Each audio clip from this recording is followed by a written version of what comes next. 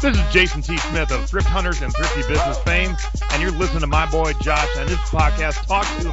You hear? I'm gonna pop some tags. Only got $20 in my pocket. I'm hunting, looking for a comer. This is fucking awesome. What is up, everybody? Welcome into Talk to Me. This is episode 214. The guest this week is Jason T. Smith. You guys know him from Thrift Hunters, Thrifty Business, so much great stuff. The thrifting board. If you are into thrifting at all, you know Jason T. Smith. He is also on an upcoming episode of Pawn Stars. I think 2 episodes of Pawn Stars, which is very cool, especially in my world. So I went out to Vegas for my 40th birthday. Thank you to everyone out there for all the wonderful birthday wishes.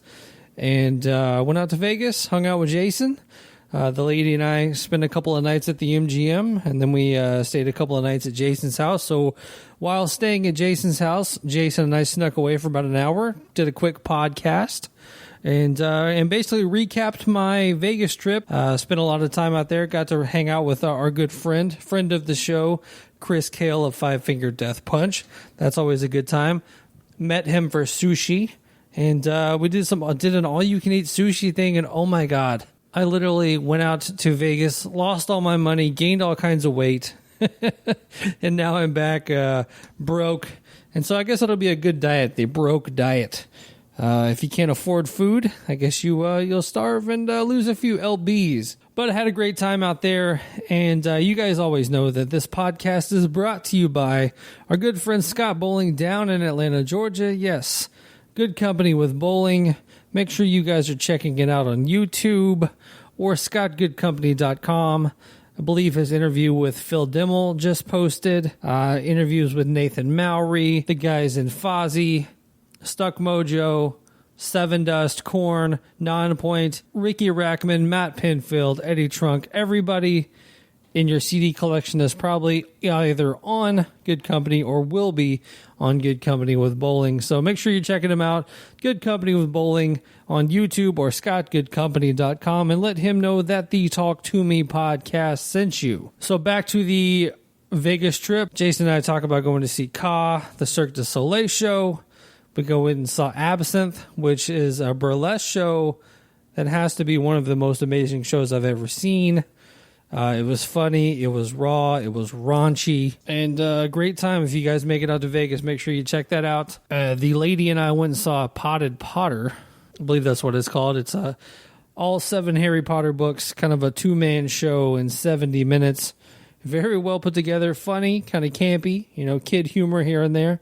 A lot of kids were at the show because we went to like the 2 o'clock on the Sunday show. A lot of fun out there in Vegas. Got to go see the Pawn Stars Pawn Shop. All this stuff is in the podcast. Just kind of a quick recap. I literally just got back to the Palatial Talk to Me studios about 2 hours ago. So quick edit of the interview with Jason.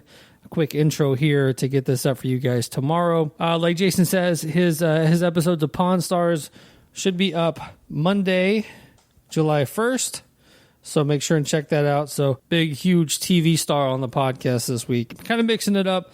Jason does talk a lot about his flipping CDs, flipping cassettes, working at Tower Records, hanging out, doing in-stores with AFI, his encounters with Elton John. A lot of music talk on here too. And if you're new to the podcast, thanks for checking it out. Make sure to hit that subscribe button, hit that rate button, and always leave a review. And that will be much appreciated. So without any more of my ramblings, let's get into our conversation with Jason T. Smith. All right, guys, we are sitting here in Las Vegas, live at the Den of Sin, the a.k.a. Jason T. Smith's house, with the one and only Jason T. Smith. How you doing, Jason? Vegas, baby. What's happening? It's always fun when company comes from out of town.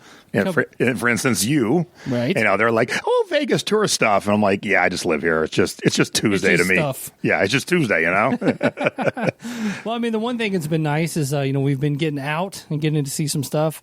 We went and saw Absinthe last night, and that had to have been one of the best shows I've ever seen. Yeah, it's a great show in front of Caesars in a tent. And what's nice about it is it's a tent, and it's not a big tent. So no matter where you sit, you got this great seat. And, the acts are right in your face, and they're really good. So, it's humor, it's acrobatics, it's little bit of music. Yeah, it's pretty awesome. And a good absinthe cocktail, which you did not like. No, well, I'm not a big cocktail guy anyway. So you thought you'd just jump off the deep end with an absinthe cocktail. You're like, I don't like cocktails. Let me start with the Green Fairy and see how that goes. Yeah, well, I wish I could have started with the Green Fairy, but I just got the drink and not the actual Green Fairy. So the one thing that was nice about it, too, was it was just so anti-PC. Oh, yeah. And, in this culture that we're living in now, it's like to see something like that again was just so refreshing. Yeah, to see jokes that most places you wouldn't tell or couldn't tell. And, yeah, no one was offended and everyone had a good time. And yeah, it was a good show. And I'm glad you came to town because we hadn't seen it in years and years and years. And it had been so long, they actually tore down the old tent, built a new one. This one's actually cooler. Not temperature-wise, but all the stuff that was in there. Yeah. They didn't have that in the first one because they thought it was only going to last 6 months. Right. So they built just a tent, no real decor, and guess what? It's been like 10 years. So yeah, it's a great show. And obviously, if you come to Vegas, I do recommend it. And then we also went to see the Cirque du Soleil show, the Ka show. Yep. And stage-wise, one of the most impressive things I've ever seen. Still have no idea what the actual storyline of the events going on were, but you can't go wrong with what we saw. Yeah, any Cirque show is good to a point. They've only had one failure in this town. They did an Elvis show, which you would think, King of Rock, Elvis. Easy money. And Priscilla allowed use of photos and videos that no one had ever seen. And the problem was, it was really just an Elvis dance show. In every Cirque show, even the Michael Jackson one, there are moments of, holy crap, I could never do that, And then in the Elvis one, it was just some dancing in front of Elvis videos. And so if it was sold as an Elvis dance tribute, sure. But to sell it as a Cirque show just didn't cut it. So, they had one other failure. They thought it'd be a good idea to partner up with Chris Angel. Yeah, that failed miserably, too. He's one of the biggest douches in town. Yeah, I'm sure. Do you ever run into him anywhere? Almost fought his producer, like punch and fought. He was doing a trick at a valet stand where I parked my car, or where technically the valet parked my car. And so I was coming to pick up my car, and the producer goes, this is closed. It's a closed set. I'm like, well, you decided to do a magic trick in the middle of a valet stand, so until I get my car, I'm going to be standing here. And he goes, no, you can't be here. I go, fuck off. Go away. I go, you picked an open valet stand to do a magic trick in. I don't give a shit about you. Right. And he kept trying to argue with me, and I'm like, dude, I'm standing here till the car shows up. As soon as it shows up, I'm out. Right. I'm not here for anything else. I don't want to be here for 10 minutes more than I actually have to be. And then before that, they were looking for guys to do a magic trick with Chris that had beards and mustaches. And so the trick was going to end up being I was going to lose half my beard and mustache. And I thought, that might be fun. Wish somebody would turn their phone on. I thought it might be fun to do a trick. And I said, so what's the pay? And they're like, the privilege of being on Chris's show. I'm like, all right, so I'm going to cut off half my beard, half my awesome beard, for the privilege of helping out Chris Angel, the multimillionaire. Now I'll pass, thanks. Right. But a lot of people would jump at that. So they would, but I had my own TV show. So, I'm not that desperate to be on TV to cut off half my awesome beard. Well, and that correlates to why, or not why, but I guess one of the reasons Jason's been a regular on the show. And if you're new to the podcast, Jason T. Smith, Thrift Hunters, Thrifty Business, a plethora of other shows, and upcoming Pawn Stars. So that's going to be fun. Yeah, so I used to have my own show on Spike TV, which is now the Paramount Network.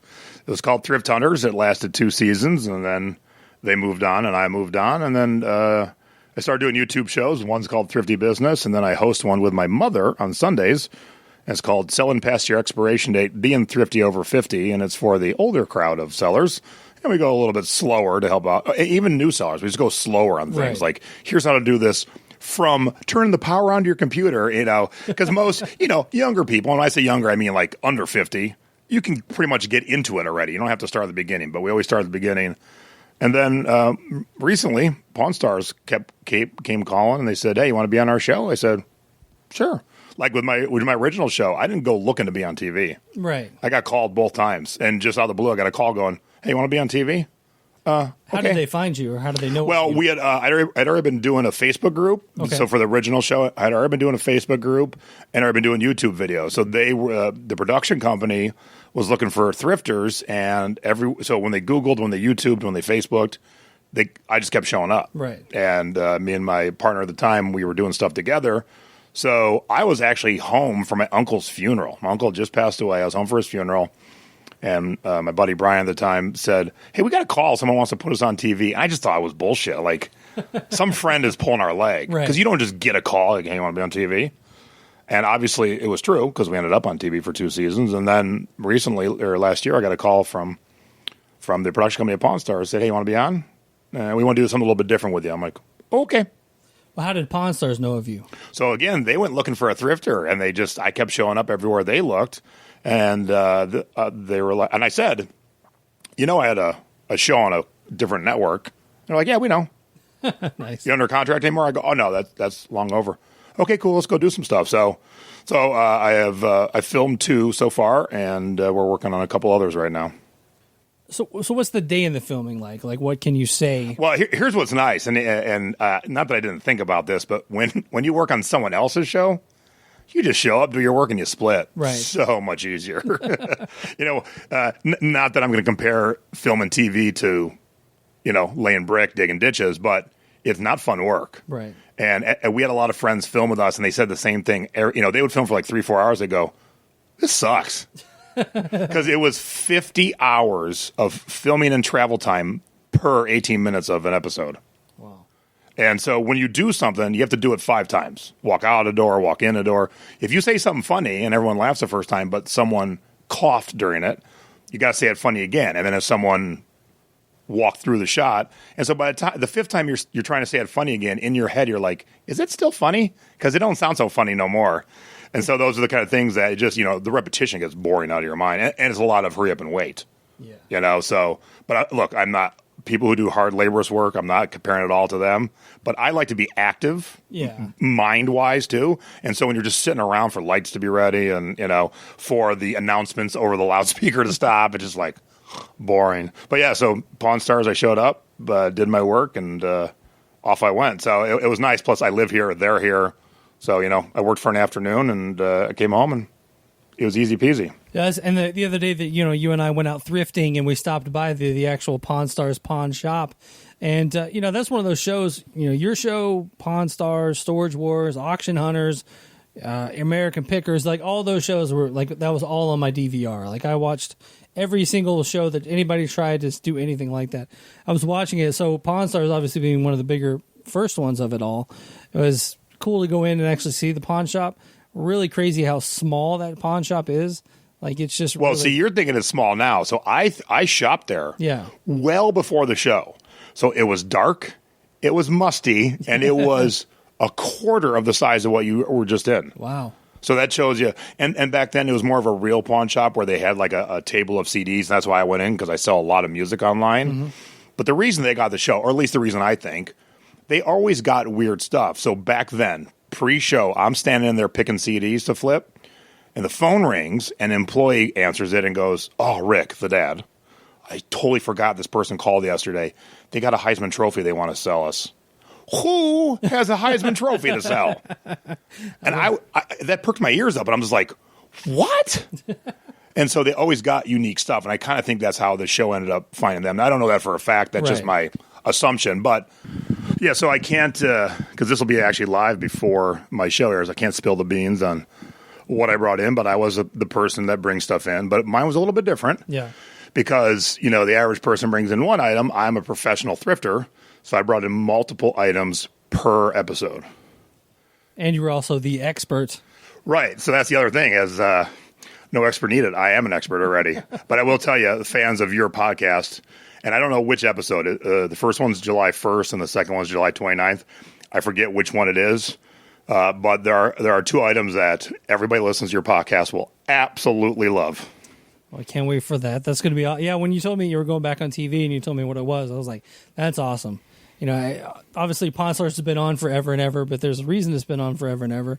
And, people still just love watching that stuff. And, I mean, it's like – I mean, I'll get sucked into Antiques Roadshow. Like, oh, yeah. So, yeah, I can watch any of that stuff. But the one thing about the actual pawn shop that blew me away was just how much fan service it is. Like, it's just – there was a door counter to make sure there wasn't too many people in there.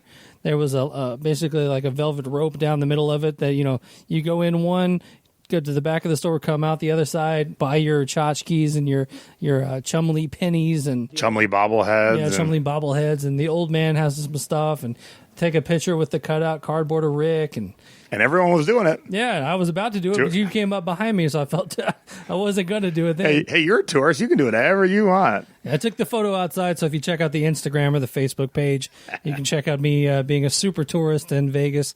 And the other thing, you showed me too, is not only do they have the pawn shop itself, but they've bought like basically the whole block.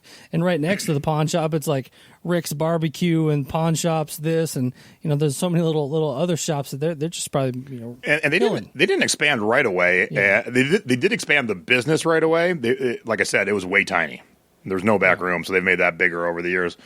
But they were hugely popular, probably bringing in good money, and then they finally bought the rest of the property, built that big building with the restaurants and the shops and stuff. And some days they'll have like food carts out there and people giving tour. Like it's a crazy, amazing business. Like you go from just owning one of the famous pawn shops in town to being worldwide famous for doing what you do every day. Right. Yeah. That's the thing too. Is that's the kind of cool thing about reality TV. If you can figure out a way to monetize what you do every day already and have fun doing it. That's the other part too. Like you gotta enjoy what you do. Oh yeah. Are they still like just at the core still a pawn shop where you can take your PlayStation in and pawn it for $30 or whatever, and hope to get it back? You can, but I would think that they're kind of more picky nowadays because if you noticed, majority of the stuff in there now is like pop culture kind of oriented, or almost everything is. Whereas back when I was hanging out there, when it was dark, it was, here's a stack of VCRs, here's a stack of PlayStations, here's some CDs. And they did have the autographed boxing gloves from like Tyson, and they did have probably that Heisman Trophy at some point. So, but they had the normal pawn shop stuff. And so when I walked in to film, I haven't been in a while. I'm like, man, look at all this pop culture stuff. Like, and they have it all by style. Like, here's a Star Wars corner, here's the Warner Brothers shelves, and I'm like, oh, that's cool stuff. Yeah, they had a lot of Metallica and stuff like that on the wall there at this time. The one thing I think a long time ago you had came on and you were kind of skeptical about their business, on TV, the actual TV side of it. If the stuff was real or not. But now you believe that. Yeah, now that I've been there and it actually was real, I'm like, oh, cool. So yeah, that was refreshing and awesome. So the stuff that you took in that they bought, they paid you like you literally walked over, paid out like just a normal typical day at the pawn shop. Yep, crazy. Yeah, and like I said, this will be on before I could talk about the things, but I can't talk about them until they air, obviously. Right. So we could do a follow up later on, but. The one cool thing for me and what I like, because I collect everything Tiki and Polynesian and Tiki mugs, I jammed 3 Tiki things into 2 episodes. A vintage Tiki, a modern Tiki, and a Disney Tiki. So in the Tiki world, that covers everyone. There are 3 kinds of people. Modern, who like modern stuff, vintage stuff, and the Disney Tiki side. And people that follow you that, they come over from the thrifting board to check this out or whatever. I'm literally sitting in Jason's house, and I've never seen this much stuff. In my life, in one person's house. But it all has a spot, When we were filming Thrift Hunters, and my producer, I told her about my house, because we were trying to figure out where to do the segments where we were working. Mm-hmm. And I explained my house, and so when she showed up for the first time, she said, oh, I expected it to be more like a hoarder. Right. I'm like, yeah, I have a ton of stuff, but it's all on shelves, it's all hung on the walls, like it's in its spot. Yeah, it's definitely not like a junky kind of thing. It's definitely everything has a shelf or a cabinet or maybe a pile of stuff here and there. But for the most part, yeah, the fresh stuff that just came in, the fresh stuff. But yeah, I think I counted between where we're sitting, the dentist sitting in the dining room. There's like 6,000 items or something. Jesus, all what I'll call art on display. Like I've said before, there's absolutely no chance you can ever move. So never, because trying to box just a corner of this house would be just 6 or 7 boxes, and calculate that through the house, it would be a nightmare. We moved. We lived in 5 different places in 7 years, and we moved professionally 3 times in those years because of my wife's job. And so I still have, in 2019, I still have 4,000 CDs up on my shelf, alphabetical. I'm still a music nerd. A lot of it's on my phone, but I still like having the physical CD on the shelf. And I had never been professionally moved before. Like, when when you're young, you move yourself. You get your first place. So when the company paid for it, my wife had to leave to go to start the new position. So I go, what do I do when the movers are here? And they're like, you just sit and they do all the work. And, I'm like, okay. So I never thought to tell them, hey, those 4,000 CDs? Well, they're in alphabetical order, so please keep them that way. So when I get to the other end, I start to unpack. It's like they took a handful of A's, a couple W's, some Z's, 3 T's, and stuck them in a box and did that over and over and over. So I had to re-alphabetize 4,000 CDs. And then the second time they moved us, I told them it was alphabetical, but they started at the A's. But if you don't start from the back, It won't stay. You got to start from the back Z's on up. And so, again, and I'm like, all right, so the third time, like, just give me the boxes. I'd rather do your work for you so I don't have to. Re-alphabetizing 4,000 CDs takes quite a while. So, yeah, so that was before we had all this. So, yeah, you're right. And moving just, no. So you've been on before talking about, when a celebrity dies and the rock stars die, get your stuff on eBay. Now you're really getting into like the realm of you're doing whole seminars on flipping cassettes now, which I think is insanity. What's the marketplace for cassettes right now? And I guess the nostalgia of it or whatnot. Well, thank you for that. And go to www.flippingcassettes.com and you too can download the webinar. So I did a CD webinar last year. CDs are still huge money. And I know someone listening to this right now is going to be like bullshit to both those things. And I make a lot of my money, thousands of dollars a month, some of it from thrift shops, but I go to music stores who think they know what they're doing, but I know way better and I can sell it way better. So I'll go to the biggest record stores in the country and buy like a $20 CD, but then sell it for $100 online. Right. And I use a rewards credit card. So I get all my miles from shopping at the store and then I make 5 times my money. And so I've been watching cassettes go crazy since Guardians of the Galaxy in 2014. So Guardians comes out. If you don't know the movie, one of the main points of the movie is he had a mixtape that his mom made him, and he listened to it on a Sony Walkman. And cassettes they were done. They were done. No one cared about cassettes. And that movie comes out, and all of a sudden people want cassettes. And I'm like, this is weird. Like, why are we going backwards? I don't understand. And so I didn't really think about it for a while. And then more cassettes came out. And then I'm in a record store, a used record store here in Vegas 2 years ago. And I see the Atomic Blonde soundtrack on cassette. And I'm like, wait, did that movie come out last year? Meaning 2017? And like, yeah, well, why is the soundtrack on cassette? Like, I had no clue. Like, my brain was hurting. I'm like, I don't understand. So I found out it was an exclusive for Urban Outfitters. And it sold out like that. And people were paying $35-$40 for it on the secondary market, like eBay and Amazon. And it keeps going up. And so, and even new cassettes have risen. They rose 35% from 2017 to 2018, and another 29% from 2018 to 2019. And so people are buying them left and right. And so you can find them at garage sales, flea markets, everywhere cheap. So if you know the right stuff to find, because it's not everything. Don't go grab your mom's old Lawrence Welk cassette and think you're going to make a mint. But there's plenty of things to flip, and I like to teach people how to make money out of stuff that most people would be like, no. I think cassettes could be one of those things. If you get into it and find out what you're doing, it's not hard to ship.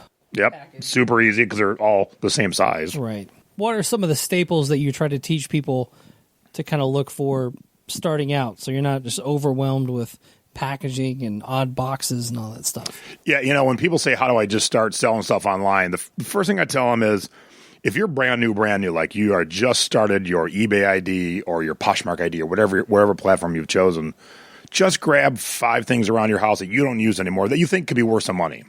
Don't grab your shoes you mow the lawn in that are all green. But if you've got that pair of high heels in the back of the closet that you wore to one wedding and you haven't worn them since and they're a good brand, that's the kind of thing to throw up there because there's no loss. You've already owned the shoes. You've worn them once. You've worn those pair of jeans and now you gain 5 pounds. They'll never fit again, whatever. So try those things. And then once you get your feet wet and you get comfortable, go start with the things you know the most. So I know I'm a huge music nerd, so I know that. And that's where I started. It was 19 and a half years ago at this point. And I was standing in a record store. I just got laid off of my job. And they had a table of dollar CDs. And so this is April 2000. No one was selling yet online. It was just still very new. And I'm just looking at these dollar CDs going, well, these have to be worth more than $1. So I cherry picked 20 things because I know music. And I took those 20 things home and I sold them all in a week. I'm like, hey, I like this selling stuff. But you start with what you know. You do have to expand at some point and learn from others, and that's why I have my Facebook group, the Thrifting Board. But if you know American Girl dolls, start with that.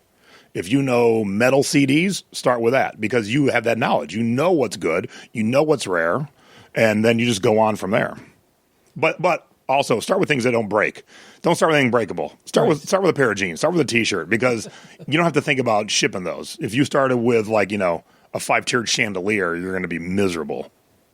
How many platforms do you currently sell on? So right now I'm on eBay, Amazon, Etsy, Mercari, just starting Poshmark, and then I do the local apps like OfferUp, 5 Mile, Let Go, and Facebook Marketplace. How do you disperse everything? What do you? Most of my music starts on Amazon, and if you've never sold music on Amazon, you can't just start. They've gated it, but I got grandfathered in for being there so long and having so many successful thousands of sales. And then the majority of my other stuff goes to eBay, and then I start to filter some of my women's clothes to Poshmark. And Mercari's coming on strong. I've just started putting stuff up on Mercari. What is that? How do you spell that? Mercari, Mercari. Okay. And so it's kind of like a fresher, younger eBay, which is like Poshmark is mainly women's clothes, I think all women's clothes. And then Etsy is either vintage stuff or handmade stuff. Well, Mercari is just the new kid on the block, and they'll take anything. And it's a little more simplistic to list, a little easier. The fees are a little less, so better for you, the seller. And so my friends are doing kick-ass on it, so I'm starting to throw some more stuff up there. So you should never put your eggs in one basket. If you bet all on eBay or all on Amazon and then you do something wrong, you get kicked off the platform, your money would end immediately. So you should have your stuff in multiple places. Do you try to, like the local stuff, like you try to put the big items, something that's maybe too big, like a couch? Yeah, local stuff, definitely the big items. And, since the local apps took off about 5 years ago in Facebook Marketplace, I throw that in there with the offer-ups. It let me buy things I would normally pass because I didn't feel like shipping them. Like, you can ship anything. You use UShip, use Greyhound. You can ship anything, but I just didn't want to deal with it. But when I find something too good to be true and price-wise in town, I'll put it up. Vegas isn't a huge city, but we're close to Phoenix and we're close to LA. So if you got something cool enough, people will find it. Plus now all the apps have gone to, hey, will you ship it? Because it'll show you. So when I'm here in Vegas, I'm seeing stuff in Illinois. Yeah. And the nice thing about Facebook Marketplace, I'm going to get nerd level on you. So if you're in Facebook groups that are buy-sell groups, like I'm in a bunch of Tiki Mug buy-sell groups. Yeah.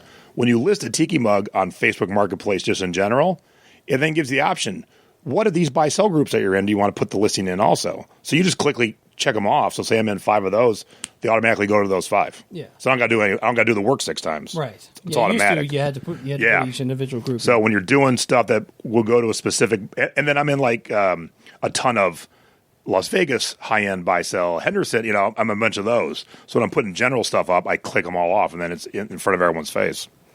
And the thing too is even if you just put them in local buy-sell groups like a Tiki Mug, I've noticed too on my marketplace that you might also like this, and it'll be a Tiki Mug from across the country that you might want to reach out to him and see if he'll ship it, kind of thing too. Plus, the key to that when you're on the buying end is if you're going someplace, switch your offer up in your marketplace to the city you're going to like a week or so in advance and start looking. Or I've got a great friend in Montreal who sends me all the links to the Tiki stuff. And then she picks it up, and it's always so much cheaper up there. So she snags it for me, and then loads up a box and sends it down to me. You gotta have the network, buddy. You gotta have the network all over the world. Yeah, I mean it's all it's all in who you know. It's the same with the podcast. Oh yeah. Same with I see somebody get a guest. I'm like, where'd you get that guest? Who's the PR on that? Oh, I know that person. That type stuff. So it's all in who you know. It's not what you know. It's who you know. Oh, absolutely. with everything. Well, the one thing. Of what I guess here's a segue for you. Ooh. Something with who you know is Sunday night hanging out in Vegas. We get to go have dinner with one Chris Kale of Five Finger Death Punch, and it was crazy being the one guy from basically Louisville, Kentucky, has to come to Nevada to introduce you guys when you guys kind of run in the same circles. So yeah, oddly enough, got a couple mutual friends, but Chris and I both help out the local pug rescue. Right. And there have been times when my wife and I were coming to one of the pug events, and Chris was supposed to be there, and then he got pulled away for some Five Finger stuff, and then there was a time where he actually made it, and then I got pulled away to go do some thrifting speech. So we should have crossed paths many years ago because we both really help out a lot in the rescue. It's shocking to me that people would get any breed of dog and not do any research, and then the proclivities of the dog drives them nuts. Right. Like most pugs are heavy breathers and snorters and stuff. Mine's kind of quiet, but people who don't like. There's YouTube, there's Google. Like before you get a dog, go look it up. Make sure it's going to be something you like. And so the rescue is always full of dogs, and not just the pug one, but we both take care of the pug ones because Chris and I haven't had pugs. Definitely love the pugs, man. I was telling you guys the other day that I pull up to a house to deliver a package, and I get out, and there's like I thought it was like a screaming woman, and then what it was one of these older pugs and a group of like 4 other pugs came running at me, and it was probably like the cutest attack I've ever seen. Actually, Bobby Burns at Primer 55 had a pug that was just the snortingest damn dog you've ever heard. Yeah, we've had 4, and we've never had a heavy snorter other than our one boy Tiki. He kind of snored while he was awake, but not the heavy snorting. But you could always find him. Yeah, where the one I have now is super quiet. We had a girl named Roxy. She was a little black girl. And we had her for like a day, and we were looking at her sleep, and she was so tiny because she was a runt, tiny and dark and quiet. We couldn't see her body moving, breathing at all. So we're both going, you go make sure she's alive. You go make sure she's alive. And we just found out she's the quietest, smallest pug we'd ever seen. And so we're like, oh, phew, she's alive. Was that Uncle Buck where they put the mirror under the dog's nose? Yeah, that's pretty much. We were at that point because I was like, man, I have never seen a dog that quiet and that still. Got a lot of good stuff from Chris about the new Five Finger album. I just can't talk too much about that, but it was cool to kind of hear the inner workings of a huge band like that. I love that they're doing a duet with Clay Aiken. That's just going to be awesome. Yeah, well, actually, just kidding. That is not true. Wouldn't put it past them. That is not true. I mean, they did. What was it? Who was that? The Blue on Black remake? Who was that? Kenny Wayne Shepherd? Yeah, Kenny Wayne Shepherd. No, that's good stuff, man. It was good to see him. I hadn't seen him in about a year or so, and getting to go out and have all-you-can-eat sushi, man. I got on the scale last night, and I think I've put on 10 pounds in Vegas. It's just like all-you-can-eat buffet, all-you-can-eat buffet, all-you-can-eat sushi. I'm just like, oh, God. I will say, and not to oh, Chris, I love you. But, when you meet people who are famous, being a singer or a bass player, or I worked at Tower Records in Hollywood back in 2000, so I met every actor, director, producer. You meet some of your heroes, for lack of a better term, and then you're like, the old saying is don't meet your heroes. Right. And some of them were just horrible people. Just horrible. And then some were so nice, it was shocking. Right. And then Chris is one of those, I was like, just what a nice dude. We had a 3-hour dinner of all you can eat sushi and just had a great time just hanging out. So yeah, good stuff, man. So that's nice that he wasn't, not that I thought you would hang out with, an asshole, but I've seen it, I'm hanging out with you. So. Yeah, that's true. Well, it's true. Yeah.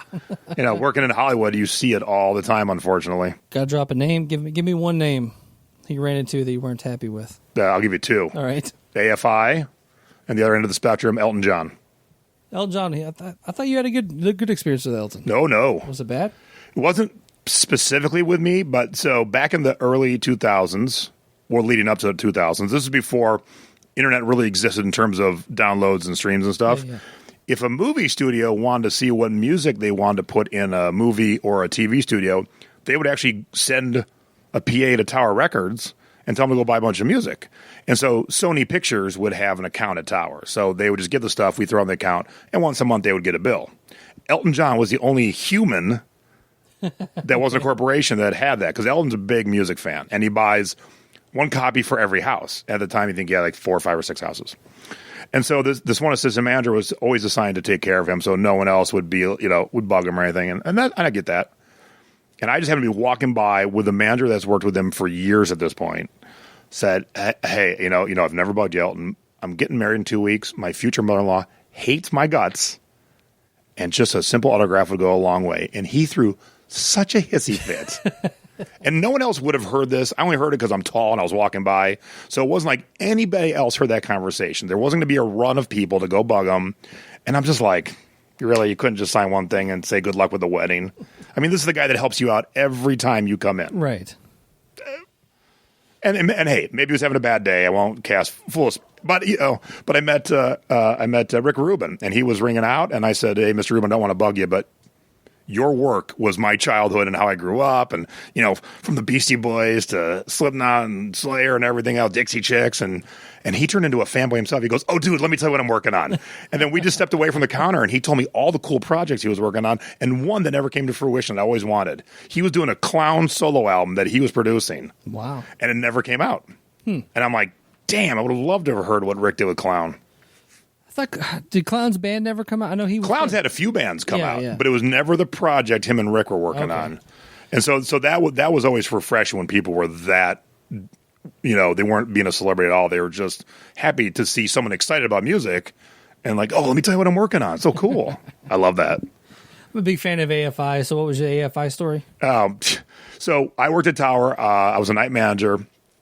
And what we do is we do close Monday nights at 11:59 p.m., reopen at 12:01 a.m. because back in those days, new releases came out on Tuesday. Right. I just recently found out they come out on Fridays now. I don't pay attention to new releases like I used to. But and then almost every Monday or every other Monday, we'd have a band in signing autographs or doing an in-store. And so on Mondays, I worked from 4 p.m. till sometimes 4 a.m., depending on what we did. And so if I was there just to sign autographs and, it's midnight. And they were like, "Where's our vegan platter?" I'm like, "Dude, ain't no stores open and it's midnight. Sign the autographs and let's go." And so I'm closing up and they're like, "We're still talking to our fans," like all like indignant. And I'm like, "I don't give a shit. Go talk to them in the parking lot." Like, I'm going home. I'm tired. At the time I was 30. I'm like, I've been working since 4 p.m. It's 2 a.m. I'm going home. Get out. And all of your fans are 13. They need to go home and get to bed. Yeah. Go to school tomorrow. It would always be funny, too. On a Monday, I'd forget I had an in-store. And I would pull in, and the in-stores wouldn't have until midnight, and there'd be people in line at 4 o'clock when I pull in. I'm like, oh, no, who's my in-store tonight? If people are in line 8 hours early, it means it's got to be somebody big. And we did Disturbed, and we had a huge Ricky Martin back in the day, and, just crazy stuff. Yeah, the two in-stores I remember was Tal Bachman, who we talked about yesterday, oddly enough. Well, that's how I remembered who that was, because he did an in-store at Tower. And then the day after I started, or I'm sorry, the day before I started, I went in there to fill out some paperwork or whatever. That night, June Carter Cash was doing an in-store at Tower. Oh, cool. So that was cool. Yeah, that'd be a cool. I did some dorky in-stores, but I did some cool ones, too. Yeah, June Carter Cash, awesome. Tal Bachman, not so much. Yeah, we did the Disturbed one. They were cool, and they took care of their fans. Everyone took care of their fans. No one was ever really douchey to the fans, so that was good. And I worked at record stores in Ohio. We did a Slayer in-store. I remember we did the Slayer in-store. I've never been a huge Slayer fan. I know it's probably blasphemous on this podcast. I'm like, I don't hate them, but it just wasn't that huge of a fan. And so they did an in-store, and they were really nice guys. Shooting the breeze with them. They were great. And then they said, "You guys all want to come to the show tonight, VIP, hang out backstage." I'm like, sure. So opening for them was Clutch, and I'm a huge Clutch fan. And the other opening act was a band System of a Down. Yes. And so System wanted to party with us, and we were like, who are you guys? Where's Clutch at? Yeah. Like, damn, I should have partied with System. When I worked at Hot Topic, the two in-stores we had, one awesome band, and one, well, let's not say the band was awesome, but the band members were awesome. And then the one was the shitty one, and the good one was Hey Monday, who had... The singer is now a big popular singer now. I'm trying to think of the singer as I pull it up on my phone. Smartphones. What is her name? She's big. Alanis Morissette. Close. Sheryl Crow. Closer. Madonna. Cassidy Pope. Cassidy Pope, yep. She was in Hey Monday. They could not have been nicer. We had a girl there that made cupcakes and stuff on her off time, so she would bring in bands to cupcakes or whatever. And so she brought in Hey Monday cupcakes. They were like, "Oh my god, cupcakes!" Because they were a pop punk band. They were having the time of their life. She made Five Finger Death Punch, a brass knuckle cupcake cake. Oh wow! And like they just like rolled their eyes at her. It couldn't have been any like more dickish to them. I've said this to Matt Snell before. This was before Chris was in the band, but they were there. We were next to a Starbucks. They were like, "Could somebody go get us some Starbucks?" I'm like, "Okay." And then one of them had a girlfriend with them. And they were trying to shop, and we weren't necessarily open, And I'm like, all right. Well, yeah, that was kind of like where's my vegan platter? I'm like, it's midnight on the Sunset Strip. Right. We're not near any food things. I'm like, I can understand if the coffee shop was next door, like, but like, where am I going to go right now? And plus, you didn't send that ahead of time. It was one of those things where I'm like, ooh, can I tell you about our in-store? That was pretty awesome. Yep. And, not typical for what your listeners, but Jack Johnson. Okay. So Jack, couldn't be any more mellow of a singer, and he had hit it big, but we didn't realize how big he had hit it. It was really early, first album, Brushfire Fairy Tales. And so I was working for Fingerprints in Long Beach. And so we got him to do an in-store. And our in-stores would hold about 40, maybe 50 if we're pushing it. Yeah. 380 kids showed up. Wow. And we're like, whoa. So I got him in line, and we were in a building with like 4 other businesses. So I got him in line wrapping around the building. Now think of Slayer fans, and then think of Jack Johnson fans. So here are 400 kids in line, and they're just quiet and respectful. And all suddenly, cops show up with the helicopter. Nice. And so I was the one working point on that show, and I'm like, so I go, who's in charge? And the cop that's in charge comes over. I go, why are y'all here? Well, we got, it was 7 p.m. on a Friday. Okay, I point that out. We got a disturbance call. For what? Like, we haven't even had the in-store yet. Like, right. And they're like, well, all these kids are here. I'm like, so what? Like, why is the copter above me right now? They're standing in line. And he's like, well, there's trash. And I looked up and down. I go, that one Starbucks cup, I'll make sure it's gone once the line goes in. So here's how cool Jack was, though. We squeezed 100 people in. And we still had to shoo a few people away, and he did 2 sets. Nice. And he had to be at his aunt's house for Thanksgiving dinner in San Diego, which is like 2 hours. He stayed and did 2 sets and signed every single autograph and didn't leave Long Beach till like 9:30 p.m. And I'm like, man, that's going the extra mile for the fans. That's super awesome. Like, I just totally blew me away. Totally blew me away. I remember when I was in high school, a buddy of mine, we would go find every band in Nashville. Like if your band came through town, it almost became a game to see if we could find them.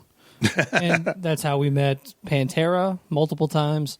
And I remember one day we were at school, and he walks up to me. He's like, "Jackal signing at Sam Goody after school today." He's like, "We're going." And I'm like, "I don't even like Jackal." He's like, "I don't care." So we went down there, and all I had on me was my report card. So technically, Jackal signed my report card. Do you still have that? I don't know where it's at. That's pretty awesome. I have a box of stuff. I was talking about moving earlier. I've moved a few times in the last year, and every time I move, I'm like, why do I have all this stuff? And I start opening up, and it's like random backstage passes and. Hey, it's all worth money, though, so don't throw it away. If you're not going to keep it. Well, it's funny. I found my ticket stubs are worth money, too. Yeah, I've actually sold some ticket stubs not too long ago. But my last Pantera backstage pass, I was like, oh, I bet you this is worth something. Looked it up online. It was like $6. Some are more than others. Yeah.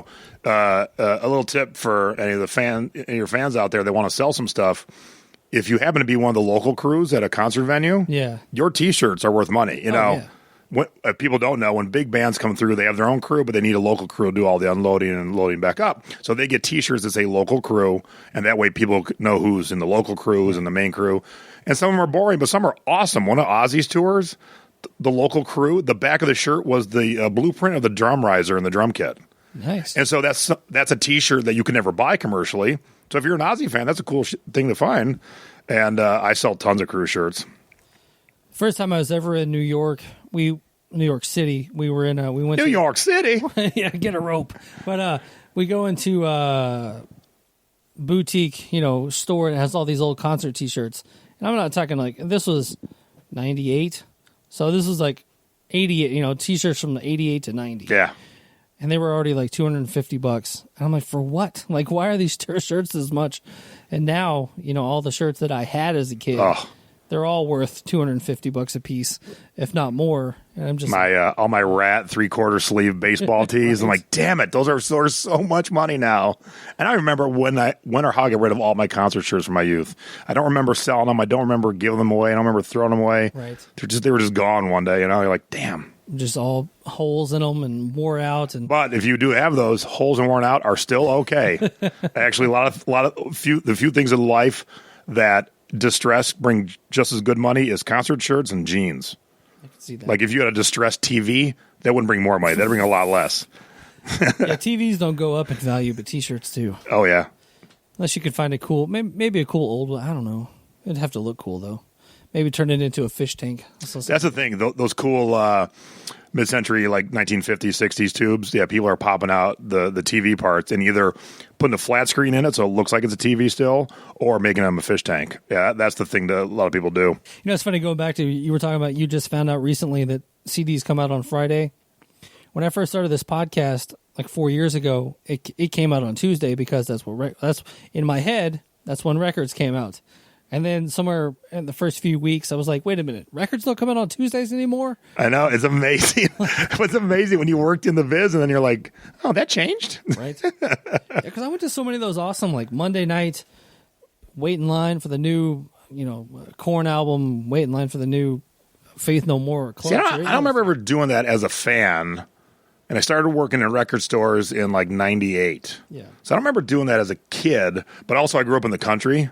So we didn't have like record stores. I mean, my road wasn't even paved. Okay. Right. So to go someplace to wait in line, it would have been like a good drive. So we just didn't do that. We were just drinking in the woods. Right. That's what everybody did. We used to go down. I remember the night we saw Korn on their second album tour Monday night. After the show, we went over to Tower, bought the new Weezer Pinkerton album. I mean, it was a whole production back then. Get to do all that stuff, and now it's like a new album is coming out. Here's 4 teaser singles. Oh yeah, it's crazy. It's crazy how much music is put out before an album does nowadays. Yeah, but I get it. It's it's different nowadays. So they're trying to figure out the best way to release music to get people to actually pay for it. Yeah, you think about like Metallica's Black Album had 5 singles that came out over like a 3-year period. Yeah. Now the new Metallica album will have 5 singles within 3 months of the new release. And some of those singles come out and you're like, when's this album coming out? Wait, in 7 months? Like, why is this single out right now? I never understand when they bring them out so early. I'm like, what are you doing? Finish the album. Get it out. Yeah, it's a mess. The whole industry is a mess. It's turned on its side. We were watching that Black Mirror episode earlier with Miley Cyrus, and they were talking the whole speech she gives, the manager Ant Lady gives about. We all know that the music industry is messed up, and touring is where it's at, and blah blah blah. And they were going on about this, basically about holograms and being. I thought the cool thing in that, I don't know if you heard it, but the thing she said that they could do a hologram tour in every city all at the same time. Yeah. I was like, wow, I guess you could do that. Just the world tour is next Tuesday, and that's it. I tell you, I took my mom. My mom's a huge Elvis fan. My mom's 76. Saw Elvis a couple times back in the day, obviously. And this was about 20 years ago. They did an Elvis tour where they had his original band, or what was still alive, which I think most of the guys were. This was about 20 years ago. And videos of Elvis singing the songs, and then the band played live. But the way they did it was really cool. And that wasn't a hologram. It was just a screen, obviously. But that was cool because I never got to experience Elvis. Right. And my mom totally loved it. So she was just, tickled to be there. And so, yeah, I'm ready for holograms because there's so many bands I never got to see that I'm like, ugh. I mean, Zeppelin, of course. Right. But, man, seeing like Freddie Mercury and Queen at Wembley, it'd be just so awesome to see the bands I never got to see in their prime. There's like a level of, I guess, the bands that I could have seen as a kid that I don't know if I would go see I just don't know if there's a Pantera hologram tour that I'd want to go see. But think about kids who get into Pantera now. They don't have any option to see them, obviously, for obvious reasons. And so if you get that, hologram tour, you can at least experience it. And I'm cool with that. Like, I would much rather have the live band playing in front of me, and I go to concerts all the time. But, if I could see some of the bands I never got to see. Well, that's what I was seeing. They just announced the Roy Orbison, Buddy Holly hologram tour. Yeah. And I love Buddy Holly. I'm like, I might go see this. So I'm almost kind of being hypocritical when I'm talking shit about the Dio hologram. But I'm like, well, I never got a chance to see Buddy Holly, so I might as well go see him. I like those songs. And I'm not so attached to band members specifically. Right, in those instances, correct, yeah. There's no, like, wait a minute, they can't tour together because Roy Orbison and Buddy Holly hated each other. You know, you don't get into all the politics of it. You're just like, I'd really like to see those songs live. They could do a Traveling Wilburys tour, just Jeff Lynne and then all the holograms. There you go. But it's funny. I saw the Pantera tribute band a few months ago, and the roommate at the time, Eric, was like, "Dude, this band's awesome." I'm like, I can't do it. He's like, "I got free tickets. We're going." And I'm like, "All right, well, I'll go just to hear those songs loud." And then I ended up having a great time. Like the guitar player pulled off the solos, the drummer was awesome. Like it was a fun night of music. Obviously, it wasn't Pantera, but it was those songs that everybody loved, and there was like a crowd vibe. So I'm not so against tribute bands, which is big business right now, which is crazy. Like that, I think it's crazy is like there's tribute bands to bands that are currently on tour. Like, yeah, that's a little nutty. We got a friend in town who's mainly a metal singer. His name is David Reed Watson. And he, when we first met him years ago, he was fronting 2 cover bands, Purple, which was Stone Temple Pilots, and, oh shit, it was Leonard Skinner band. I can't remember. Oh, Sweet Home Alabama. That dude's this amazing singer because he was more Scott Weiland than Scott Weiland at the end. Right. And it sounded so good. The band was really good too. But man, it was vintage STP. And then he was a good frontman for Skinner. I'm like, this is so weird to have someone who can change that much. Right. And that's fun about this town is you get all these tribute bands and they're free usually. You go into a locals casino and they got all the tribute bands playing. Yeah, some buddies of mine put together a Faith No More tribute, and like one of the bigger clubs that our local band made it to, which was like 1,000-seater. They came out the gate headlining it and had a really good crowd, and they great show, played some deep cuts. That's the other thing, a tribute show, you're probably going to get some deep cuts that you're probably not going to get if you go see the arena show. But yeah, man, Faith No More tribute. They had a Stone Temple Pilots tribute open. So basically, it's just you're getting these like 5 or 6 tribute band festivals. They're packing these venues, and the venues that I've seen that are pulling them in, they'll pull them in all the time because they'll give out the free tickets. They'll get a shitload of people in there, songs that people have already heard. Sell the $8 to $10 beer. Yep. And that's the whole key to this town, Vegas. I belong to a service that when a concert doesn't sell out, it's free tickets because they expect you to gamble, they expect you to drink, and every single day we could go to a B and C level show for free every day, and then the A level show up. And so we've seen Don Henley for free, and Mariah Carey showed up twice. Whether you like her or not, that's a $300, $400 ticket for free. So, like, if you kind of like her, you're like, well, I'll go see. Like the other night, Hootie and the Blowfish and Bare Naked Ladies are on tour, and they're playing arenas, which they shouldn't have been playing arenas. But they didn't sell out the arena here. So my neighbors took their 2 kids, and they went and saw a free concert. Like, you can't really beat that. If you like the music, you go. But, they expect you to drink, and we gamble. So they always get their money from me anyway. Right. They're going to get $200-$300 because out of something. Like I said, I told you earlier, every time we went to eat, since we've been here, we could have bought groceries for a week back home. You've been on the strip the whole time too. So, we're gonna go grab some cocktails later. A little off strip. It won't be like you're not gonna need a loan, right?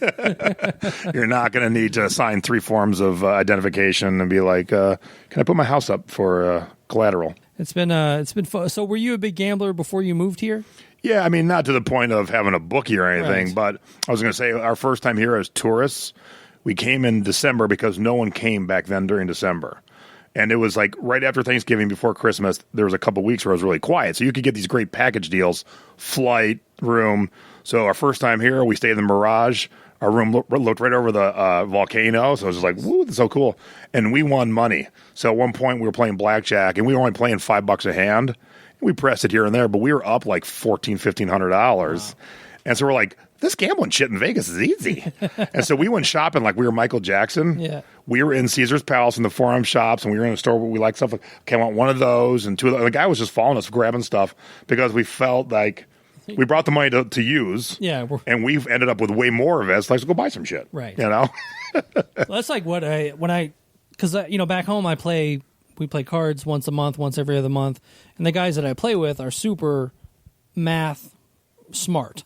Like they're card smart, they're math smart, and they'll play. You know, I have pocket queens that wins X amount of time. Right, yeah, so yeah. I'm gonna bet this, and the pots. You got $12 in the pot, so I'll call a $6 bet, but I won't call a $18. You know, it just Yeah, all see, my brain don't work that way. like that's how they play. So I was assuming I was going to sit down at a table here with guys even worse than that, like Daniel Negreanu and all those guys were just going to be all around me, just eating me alive. And then I just continuation bet a couple of times, and like I was like, why are these people folding? Like there's no reason for you to, like, if you're going to call me on that last bet, you should call me on this one too, if you even have anything. And so it was. It makes it a little trickier to play though when you're playing with people who are just like so like don't know what they're doing, Right. Because they don't follow any pattern. Right. So you can't Even good people who think about mathematically and who bluff from time to time, there is somewhat of a pattern. Just some Rube tourist from Iowa is just like, I'll go all in on this 8-4 offsuit. Like, what? Right. Like, you can't even. So, yeah, it's hard to get a gauge. And then when you play at a casino, people come in and go out all the time. Right. So, like, you're out of money. Some dude stands up and leaves, and our dude sits down. So now you're like, okay, who's the new guy? I got to start paying attention to him. So it's fun, but it's not like when you're playing normal. Well, the only other part of it that I didn't really care too much for is normally if you're playing with a group of friends, if you're not in the hand, even if you are in the hand, you can have an actual conversation about what do you think the Steelers are going to do this year? Like, I don't fuck, Ben raped somebody. You can talk all that stuff. But like when you're there, like people are trying to get a read on you, and you're trying to get a read on them, and you don't want to talk too much. You want to be friendly with them and all this other shit. So it was fun. I'm glad I did it. That was one of the things I wanted to come out here and do, is like to actually sit down at a casino's hold'em game, hold my own. I walked away up money, which that's always good. And then that was one of the things for this birthday extravaganza that I came out here for. Extravaganza. I'm gonna get you a cocktail tonight. We'll see if we can find you a cocktail you like a little better than the absinthe cocktail. The main one I drink at this bar actually has absinthe in it, so I won't get you that one. That's my normal weekly. I have a little bit of absinthe here, a little bit of absinthe there. Right, that's always good. But yeah, it is definitely not a taste for everybody. All right, man. Well, we're coming up on the hour. So what's up with the thrifting board and the thrifty business and all your world? Yeah. So as of this moment, the thrifting board just crossed past 55,000 members. We started less than 3 years ago. It's a free group. So if you want to learn anything about thrifting or eBay or Amazon or Etsy or any of that stuff, hop on. It's free, the thrifting board. Just find it on Facebook. What's good about that, too, is if you're new and you ask us for real question, you're going to get a for real answer. And most of the time, you're not going to get bullied. Yeah. Unless you're just, you got to weed because you guys are good about weeding out the idiots. Yeah. And, every once in a while, there'll be a jerk who says something on your post and you're new. But don't get too upset. Think about it. 55,000 people. Think of a stadium. You think you like every person in a stadium, a sold-out stadium? Heck no. So I got that as my main group. My YouTube channel is Jason T. Smith, where I have my weekly shows, Thrifty Business and Selling Past Your Expiration Date, being thrifty over 50. And then I teach classes around the country. And if you go over to jasonthrifts.com, you can find all my good stuff there, plus my cassette webinar and my CD webinar. And if you just find me on Facebook, Jason T. Smith, I'm happy to answer any questions. So if you've got any question about thrifting, eBay, if you found a tiki mug that I might not own, I'll probably buy it straight from you, so you can make easy money. You can't believe how many people have been in a thrift store. They're like, should I buy this? It's $2. I'm like, yes, buy it $2. Let me send you 50 right now, and then you can send it to me. You don't even have to list it. And I went through the MGM sports book as we wrap this up, and the sports book has, as of today, week 1, the Browns over the Titans. Hell yeah. The Browns are favored by 5.5 points. What are you going to take there? Oh. Browns minus 5.5? Oh, hell yeah. Jesus. You're going down. I think you and I should put some money on it right now. Oh, God. I'll give you the spread and everything. So I get Titans plus 5.5. Yeah. I'll take that all day. Even if the Titans lose, there's no way we lose by 6 points. All right. That's insane. $20. $20. All right, deal. Word. I cannot wait. This is the first football season I look forward to in Well, yeah. about forever. Well, the Titans do have an issue with the Browns, like beating them. Like Manziel has 2 wins, and one of them was the Titans. So it's like one of those things where you're like, oh, we're gonna play the Browns. It's an easy win, and then we'll just lose. But Because that's how we do. We'll beat the Patriots and the Eagles, and then we'll lose to the Browns and the Bengals. So. Yep, you always lose to the bad team. But we're not bad this year. No. And you're still going to lose. On paper, you're not bad. I'm going to enjoy your $20. Thank you, sir. All right, man. See you. Bye-bye. All right, huge thank you to Jason T. Smith for coming on the show. Make sure you guys are checking him out Monday night on Pawn Stars.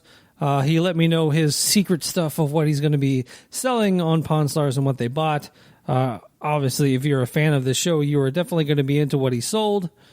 Make sure you're checking out his show, Thrifty Business, weekly on YouTube, and learn all of the great things. If you want to learn how to thrift, flip some stuff, you need to go and check that out. And just a huge thank you to Jason for having me as a guest at his house and taking care of the lady when she wasn't feeling well and all that great stuff. Huge thank you once again to everyone out there that sent a nice birthday wish. And that's always appreciated. 40's been good so far. So let's see how the rest of this year goes. And so for the Talk To Me podcast, I am Joshua Toomey, and I will talk to you guys next Thursday.